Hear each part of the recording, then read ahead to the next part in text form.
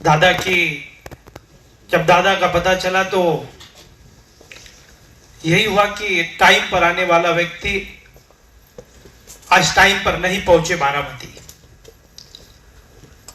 मैं कुछ बातें याद आ रही थी कि पप्पू कलानी जी और हम सब बैठे थे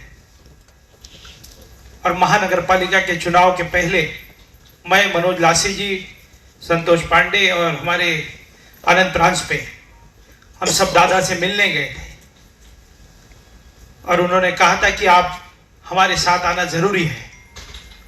पर हमने कहा कि हमको अब शिवसेना में हम आदरणीय सिद्धे साहब के साथ हम जा रहे हैं।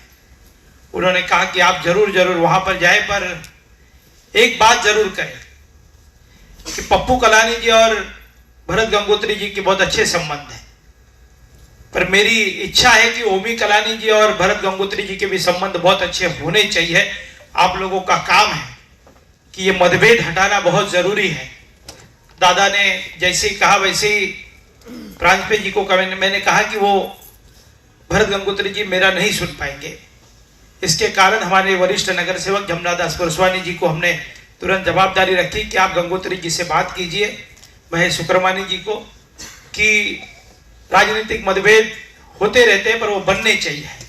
और हमारे पत्रकार महेश मूलचंदानी जी यहाँ पर बैठे हैं, मैंने उनको भी कहा था कि ये होना चाहिए, क्योंकि पारिवारिक संबंध, राजनीतिक संबंध अलग अलग हो सकते हैं, पर पप्पू कलानी जी की जैसे संबंध भरत जी से है वैसे ही संबंध आदरणीय ओमी कलानी जी और भरत गंगोत्री जी के भी होने चाहिए। मनपा के चुनाव हम साथ में लड़ने चाहिए, शिवसेना के साथ में ऐसी दादा की भावनाएं थी।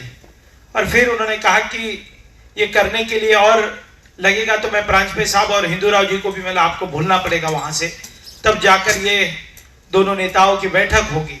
और मैं दादा को कहा कि इतनी कोई बात बिगड़ी नहीं है, बहुत छोटे छोटे मुद्दों के ऊपर बातचीत नहीं है दोनों की, पर हम चाहेंगे कि दोनों नेता एक मंच पर दिखेंगे।